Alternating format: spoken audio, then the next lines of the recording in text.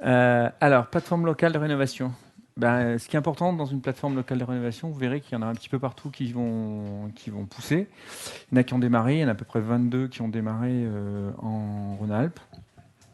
En Auvergne, il y a des discussions. La particularité de la nôtre, c'est qu'elle est départementale et qu'elle a été co-construite avec les banques et les entreprises du bâtiment. Alors, leurs représentants. Voilà. Et ce qui est important dans une plateforme, c'est qu'on a les deux niveaux. On a la partie maître d'ouvrage, et puis on a la partie, je dirais, offreur, prestataire. Donc on est bien dans le susciter la demande d'un côté et faire progresser l'offre. C'est important. Voilà, il faut que je le mette en route. C'est mieux. Voilà. Alors, par rapport à Jean-Marc, c'est exactement le même constat au départ, hein. On a des objectifs, 500 000 logements par an. C'était les objectifs qu'on avait avant et ils ont été renforcés et prolongés, hein. C'était la charnière, c'était 2017, donc 2017 c'est demain.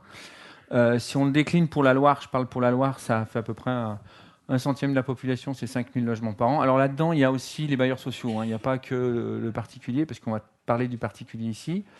Euh, la loi de transition énergétique a renforcé tout ça, ce qu'on a vu tout à l'heure aussi. Je ne parle pas du schéma régional climat-énergie qui, lui, a des objectifs, c'est stratosphérique, ce sera inatteignable, c'est pas la peine. Et ce constat par rapport à ça, on avait commencé dans le Grenelle 2 de se fixer des objectifs, et ben, il ne s'est pas passé grand-chose. Donc aujourd'hui, il y a peu de travaux de rénovation énergétique de manière performante, hein, on parle du niveau BBC, qui se sont faits. Et donc on est très très très en retard sur les objectifs, et ça augure pas de la suite, puisqu'on doit démarrer à partir de maintenant et avancer. Donc il n'y a pas d'offre globale. Quand je dis une offre globale, c'est une offre qui peut intervenir sur plusieurs lots. Et puis pour le particulier, il y a parfois des offres complexes, c'est-à-dire qu'on peut répondre de plusieurs manières. Il ne comprend pas toujours pourquoi on va lui proposer ça. Et puis il y a une autre entreprise qui va lui proposer autre chose. Et c'est un peu compliqué pour lui. Et alors là, pour cerise sur le gâteau, c'est les aides. Là, il y en a plein, il y en a de partout, personne ne comprend rien. Alors bon, c'est voulu, hein, puisque nous, on dit il faut simplifier, simplifier. Mais en fait, quand vous avez un ministère qui fait une annonce, de l'autre côté, il y a Bercy qui dit on va compliquer, comme ça, on donnera moins de pognon. En gros, c'est ça. Mais ça se vérifie pour tout, hein. Donc il faut faire avec. Donc, par rapport à ça, un constat qui a été carrément mis dans la loi, c'est qu'il va falloir que les EPCI, donc les collectivités locales, les agglomérations, les comités de communes, elles mettent en place ce qu'on appelle le service public de la performance énergétique. Alors c'est la loi de transition énergétique qui a fixé tout ça et qui l'a inscrite dans le code de l'énergie carrément. Donc là maintenant c'est gravé. En gros ça veut dire aussi une chose, c'est que ça veut dire que des engagements de l'État. C'est-à-dire que quand on dit aux collectivités locales, allez-y, c'est écrit dans la loi, ça veut dire que moi, pour l'instant, je donne du pognon, en gros c'est l'ADEME, et ben, elle va s'arrêter progressivement. Voilà. Et ce service public, il faudra le mettre en place. Donc ce qui a été imaginé, c'est de s'appuyer sur des plateformes. Et pour l'instant, c'est les collectivités volontaires qui vont répondre à des appels à manifestation d'intérêt qui sont traités régionalement. Et il y aura un jury, et avec ce jury, on décidera si c'est jouable ou pas et d'avancer. Donc bien porté et mis en œuvre par les collectivités, ça c'est très important. L'objectif, c'est quand même simplifier le parcours du particulier, hein. Donc c'est une démarche partenariale qui a été faite, parce qu'une collectivité toute seule, elle ne peut rien. On s'en est rendu compte. Donc nous, dès le départ, dans la Loire, on a posé des choses. C'est elle est départementale. Là, on s'est battu avec l'ADEME pendant 1 an et demi, hein, à peu près ça, mais on y arrivait quand même, on n'a pas lâché, dans la Loire on ne lâche pas. Et puis autour de la table, tout le monde est là, les entreprises du bâtiment. Alors on a travaillé avec la CAPEB, la Fédération du bâtiment, la Chambre des métiers, il y avait la CCI aussi qui intervenait, et on a co-construit la réponse. Le dossier, on l'a présenté, on est allé au jury aussi, il y avait les banques aussi, hein, puisque les banques c'est important, hein, le financement c'est toujours important, il y en a besoin, et on a vraiment répondu. Je pense qu'on est la seule plateforme, en tout cas en Rhône-Alpes, il y en a peut-être une autre en région parisienne, mais qui a fonctionné comme ça. Donc ça, c'est très bien. Alors, l'instigateur de tout ça, et la manière dont ça s'est fait, c'est le président de Fibra aujourd'hui, hein, c'est Jean Gilbert. Il est bien président de Fibra, on est d'accord ? Voilà. Qui, en tant que conseiller départemental, a bien poussé pour que ça soit un départemental et deux, que tout le monde travaille dessus. Voilà. Donc l'objectif, c'est, là on dit doper le marché, c'est même pas doper, c'est carrément le créer. Parce qu'aujourd'hui, on peut comprendre aussi que les entreprises, comme elles n'avaient pas de demande, si elles n'ont pas de demande, elles ne se forment pas. Si elles ne se forment pas, elles ne peuvent pas proposer des offres. Donc il faut vraiment tout faire monter en même temps. Et c'est là où les syndicats d'entreprises, les organismes représentatifs des entreprises vont intervenir aussi pour proposer un parcours de formation s'il y a besoin. Parce qu'il y a quand même des entreprises qui sont au fait de la chose. Donc c'est bien des formations pour les engager l'entreprise aussi vers l'offre globale, donc proposer la création de groupements, accompagner des groupements, ça c'est important. Et puis engager aussi les banques vers des produits adaptés. Alors, les produits adaptés en rénovation, ça veut dire qu'on essaie d'obtenir des taux comme quand on fait une acquisition-rénovation. Parce que là, les taux sont bas. Alors après, il faut aussi valoriser ce passage, quand on achète quelque chose, de faire des travaux dans la foulée.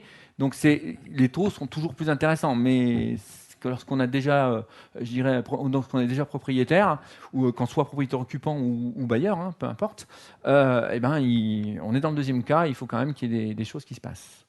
Donc les objectifs: simplifier la démarche du particulier devant le maquis des offres techniques, je le rappelle, et aussi des possibilités de financement. La cible: particulier en logement individuel ou collectif. Alors, pour le collectif, on peut discuter avec les syndics, ce n'est pas des particuliers, c'est des professionnels, mais c'est le seul cas. Je rappelle, tout ce qui est bailleurs sociaux, ça n'entre pas là-dedans.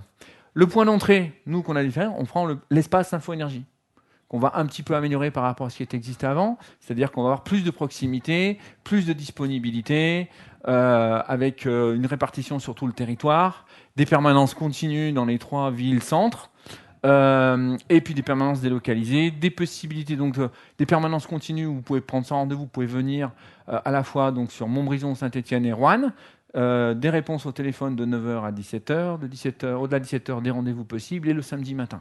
Voilà.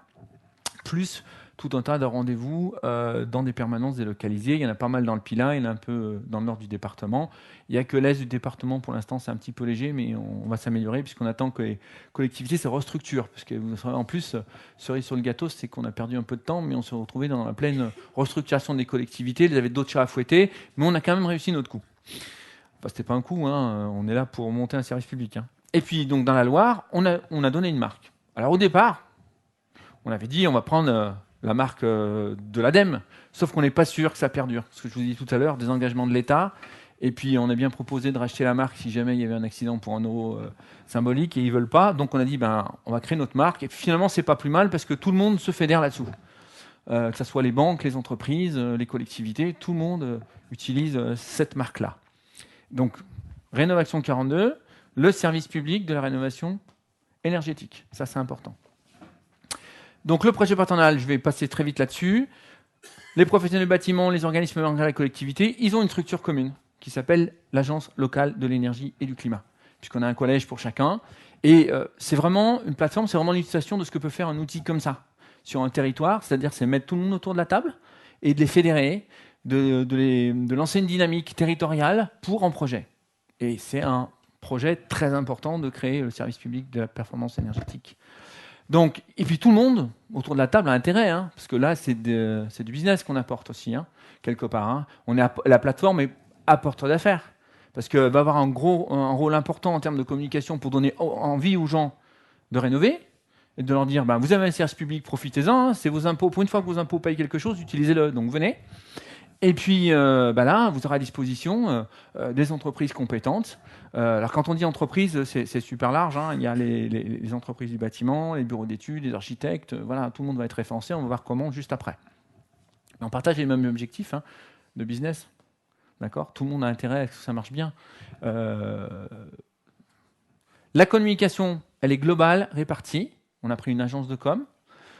Qui a déterminé tout un tas de communications. On a décidé ensemble le choix de l'agence de com, on a décidé le choix. Alors, in fine, après, c'est la LEC pour aller plus vite, parce que comme on a toutes les collectivités, c'est un peu compliqué que tout le monde donne son avis, il n'y en a jamais un qui est d'accord, donc à la fin, on dit, bon, ouais, on part là-dessus.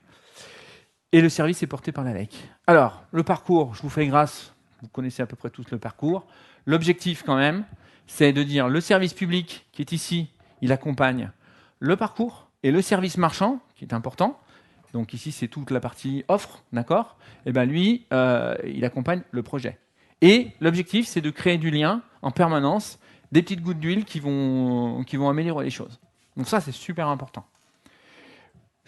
Les entreprises, c'est elles qui font les offres. C'est pas le conseiller info-énergie de la LEC, d'accord? Alors qui est un petit peu amélioré par rapport à ce qu'on connaît. D'habitude, le conseil info-énergie, c'est l'information de base, le 2 premiers niveaux. Nous, ils vont un peu plus loin puisqu'ils accompagnent jusqu'au bout. Alors après, c'est une segmentation par rapport au budget de l'ADEME qui ne veut pas payer tout le monde au même niveau. Mais enfin, nous, on se débrouille, on globalise. Ce qui est important, c'est que les entreprises, c'est elles qui font l'offre technique. Nous, on va faire des recommandations. Il faut isoler le toit à une certaine épaisseur. Après, qu'est-ce qu'on va mettre? Comment on va le mettre? On va le souffler? On va faire d'autres choses? On va mettre tel type de produit? C'est pas à nous. On va simplement vérifier in fine quand il y aura les devis, d'accord, que c'est pas délirant, que c'est pas une offre exagérée en prix ou très très basse. Et puis on va expliquer les différences techniques. Ça, c'est important. Parce que parfois, il y a une offre qui est un petit peu plus chère, mais ça s'explique. Et parfois, la plus chère, elle est plus aidée aussi. Donc, in fine, après, le montage du projet final, on va tout faire pour qu'il soit le plus ambitieux possible, sans mettre sur la paille le maître d'ouvrage. On rappelle qu'on a quand même un service public. Alors déjà, quand on n'est pas service public, on ne devrait pas le faire. Mais bon, là, c'est encore pire. Plan de communication, tous azimuts. On a un vrai plan de communication. Alors, je ne sais pas si les gens de Saint-Étienne sont baladés dans Saint-Étienne il y a à peu près 15 jours. Il y en avait de partout de la rénovation 42. On a posé la marque. Il y a un plan média global avec des affiches, des 4x3, des flyers, de la télé, du digital, de la radio. Vous verrez, pendant 3 ans, ça va diffuser un petit peu partout. Il y a pour l'instant tous les abribus qui sont gérés par le conseil départemental. Donc vous vous baladez en pleine campagne, vous avez un abribus, tac, vous voyez Rénovation 42. Ça a été posé pendant 1 mois. Voilà un petit peu à quoi ça ressemble. Donc j'ai amené un certain nombre de plaquettes, si vous pourrez regarder ce que c'est. Donc c'est très... On explique un peu. Il y a beaucoup de rédactionnels aussi dans des magazines, un peu tous les magazines. Des programmes de ciné, des magazines, des journaux, le Progrès, même le magazine People de Saint-Étienne. Parce qu'il ne faut pas oublier qu'on va chercher une cible qui a un petit peu les moyens, quand on veut rénover BBC. On va expliquer pourquoi. Pour fonctionner, comment on fait? On suit quand même un minimum de règles, pas très très contraignantes, mais quand même, il faut quand même qu'il y ait des choses. Et on a donc 4 chartes d'engagement. La première, c'est avec les entreprises du bâtiment, on la détaillera juste après. La deuxième, c'est avec toute la partie maîtrise d'œuvre.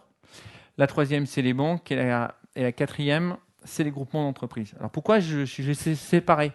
Parce que dans un groupement d'entreprises, l'idéal, c'est de tout avoir aussi, pas forcément que des entreprises, un menuisier, un plâtrier, un plombier. On peut racheter un bureau d'études, on peut rajouter aussi un organisme financier. Quand on dit je vous vends la totale, une rénovation BBC globale, ça vous coûte tant par mois, je m'occupe de tout, tout va bien.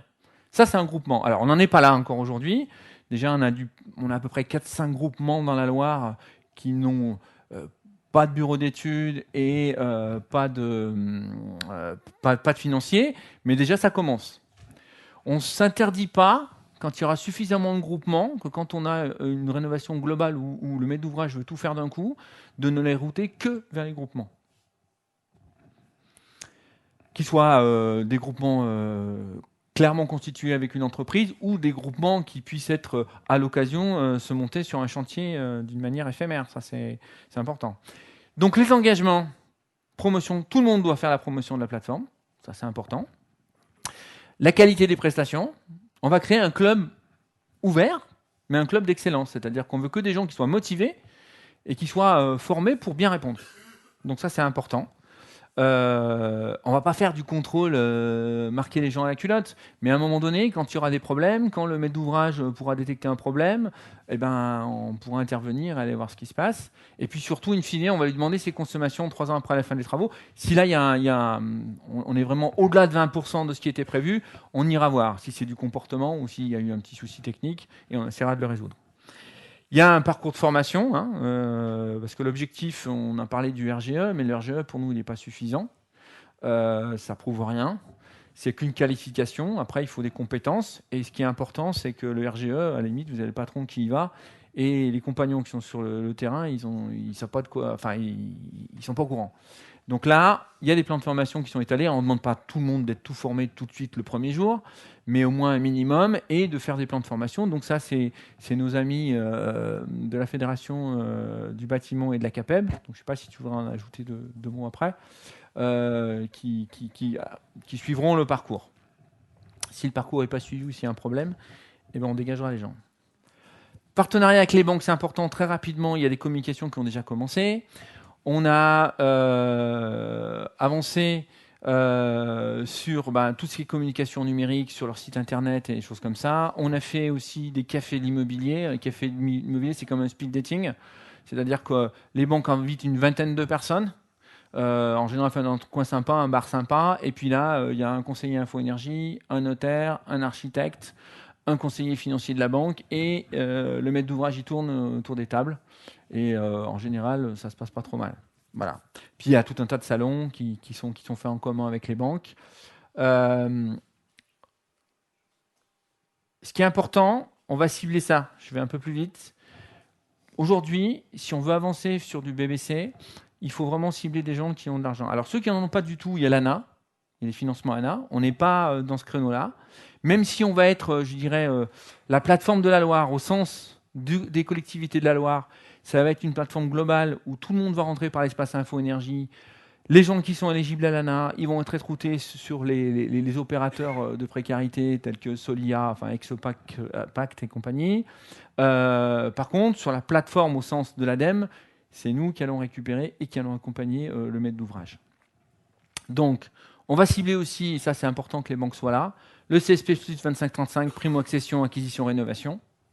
Donc là, on rencontre aussi les notaires qui vont détecter ça, puisque eux, c'est un service public aussi, les notaires quelque part. Nous, on est complémentaires. Ils vont pouvoir nous détecter des gens intéressés, et puis qu'on aille assez vite, lorsqu'il y a un compromis de signé, de pouvoir faire des propositions et d'essayer de monter un dossier de financement. Donc là aussi, les entreprises qui s'engagent là-dedans, on leur dit que quand on aura ce cas-là, où il y a signature d'un compromis et c'est réduit, on leur demandera d'aller assez vite pour qu'on puisse monter un dossier tranquille avant la signature définitive et qu'on profite de ce moment un peu magique où ils ont peut-être un petit peu de temps entre emménager tout de suite et on peut faire des travaux un petit peu plus lourds. Donc ça, c'est important.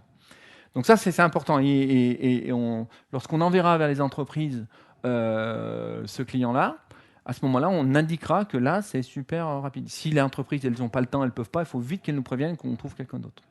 Et puis le CSP plus 55-70, j'ai plus d'enfants, j'ai fini mes crédits, j'ai un patrimoine. Bon, pour l'instant, la maison est un peu grande, mais je vais l'améliorer. Et puis peut-être dans 4-5 ans, je vais la vendre. Donc autant faire quelque chose de bien pour pouvoir la vendre d'une manière assez sympa.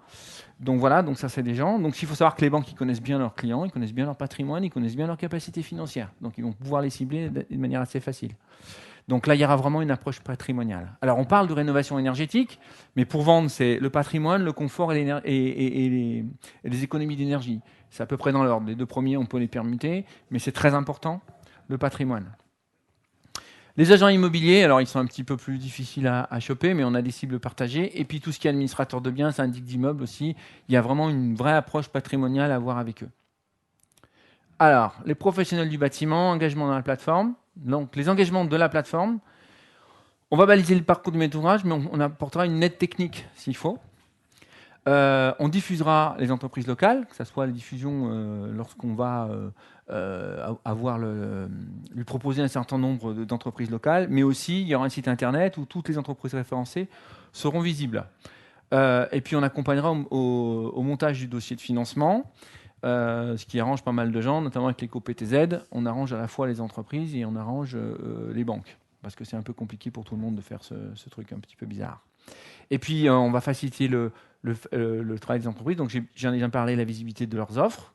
Donc, il y aura chacun une fiche où leurs spécificités, s'ils font du matériel biosourcé, s'ils font certains types de produits ou qui sont spécialisés dans je ne sais quoi. Donc, ça sera clairement mis en avant. On aura donc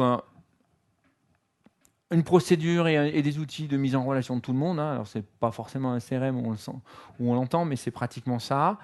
On va demander une élaboration de cadres homogènes. On va pas faire un devis type ou des factures type, mais au moins un cadre homogène pour qu'on puisse comparer. Et notamment, par exemple, ce qu'on leur demande aux entreprises, c'est si vous pouvez fournir des C2E, indiquez-le. Je fournis des C2E, tac, tel montant, ou je ne fournis pas des C2E. À ce moment-là, nous, on se débrouille pour trouver des C2E pour le métrage. Par contre, si l'entreprise peut, avec certains fournisseurs, c'est possible, le faire, eh ben, il faut qu'elle y aille, c'est important. Les groupements d'entreprises, j'en ai parlé. Et puis, on fera un petit échantillonnage pour voir si ça se passe bien. Alors, bon, il y a un certain nombre d'entreprises avec qui on travaille depuis longtemps, qu'on connaît depuis longtemps. Bon, on n'est pas inquiet. Mais les nouveaux, ben, on sera là pour les accompagner. Donc, l'engagement... Alors, pour les bureaux d'études, et puis aussi les architectes. Donc là, pour l'instant, ils ne sont pas trop bougés. On en a parlé l'autre jour, camarades. Ça serait bien qu'on en ait un petit peu, parce qu'il va y avoir à faire des choses, parce qu'on va quand même inciter les gens à utiliser une petite maîtrise d'œuvre. Parce qu'en France, culturellement, on n'a pas l'habitude. Ça vaut quand même le coup de mettre un petit billet au départ pour arranger les billets après. Ça, on va l'expliquer. On va essayer d'avoir quelques collectivités, mais ça ne sera pas forcément homogène, qui vont participer au financement de ça. En gros, une petite étude, un petit diag qui va pas mal. Donc, on demande aussi de rabattre le client. Chose importante, pour une entreprise, sur son lot, on ne va pas le mettre en concurrence. Autant on va lui présenter... Oui, mais c'est pas gagné avec certaines plateformes, d'accord. Nous, c'est très clair. Quelqu'un, une entreprise, un artisan qui nous ramène un client, on va le choyer, mais par contre, on ne va pas lui proposer d'autres entreprises dans le cadre de notre parcours. Par contre, s'il fait une relation globale, effectivement, sur les autres lots, là, ça sera ça. Il n'y a pas de souci. On imposera au maître d'ouvrage, s'il veut être accompagné, de recourir aux entreprises référencées. S'il prend des entreprises qui sont non référencées, on lui dira, il y a un document ADEME, tu te démerdes. Ça, c'est important, parce qu'on veut y arriver, avancer. Donc, suivre une formation étanchéitaire. Alors, par contre, si c'est déjà fait, on ne va pas la refaire faire. S'il y a un manque, on planifiera tout ça. Et puis aussi, une formation aussi à la coordination un petit peu de travaux. Parce que bien souvent, ça pêche un petit peu. Mais je rappelle qu'on aimerait bien quand même qu'il y ait un peu plus de recours à une maîtrise d'œuvre.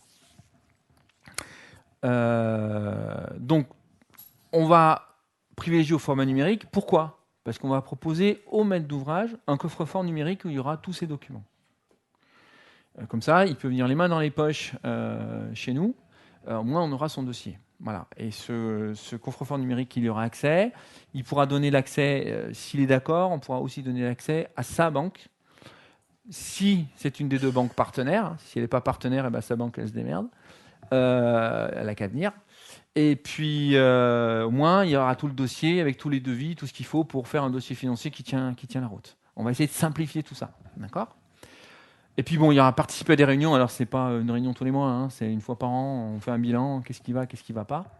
Ça, c'est important. Voilà, on parle de formation. Ce qui est important, on va revenir sur le parcours pour que vous compreniez bien comment ça marche. En gros, on va faire de la com.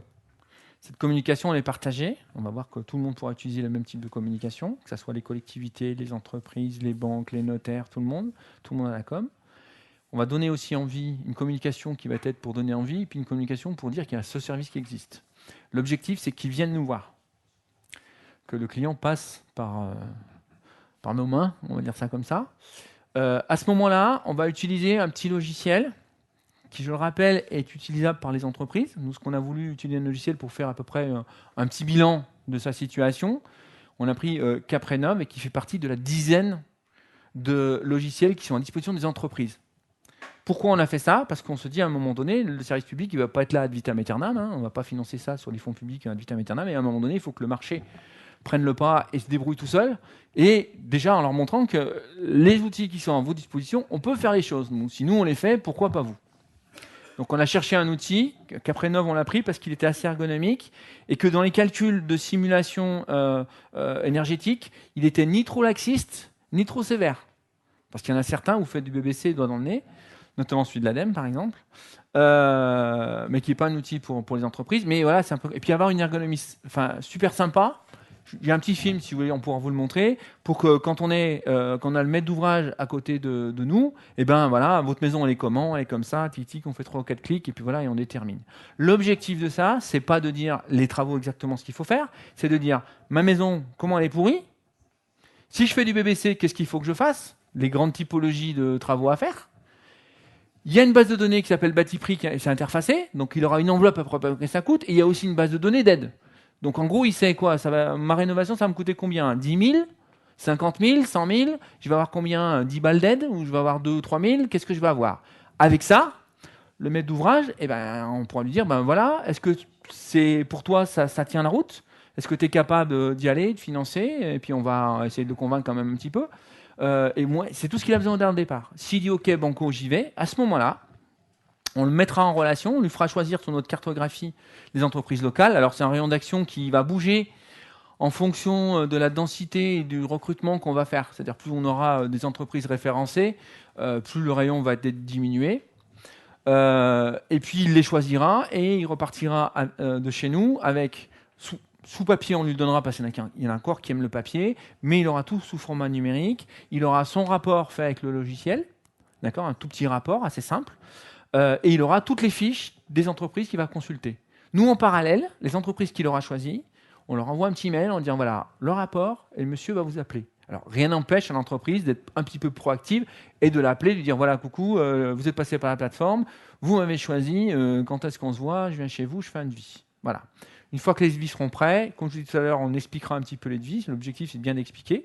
Chose importante, dans les phases, aussi bien dans la phase de réalisation de devis ou pas, les entreprises ont tout intérêt à faire du lien avec le conseiller Info Énergie pour nous, ce qu'on n'a pas vu parce qu'on n'y est pas allé, nous dire voilà, moi je suis allé sur place, je dis n'importe quoi, il nous dit qu'il avait déjà, il était isolé, c'est déjà son toit, c'est pas du tout, il faut qu'on rajoute un truc, ou alors le contraire, il ne savait pas, et puis finalement c'est bon, on n'y fait pas.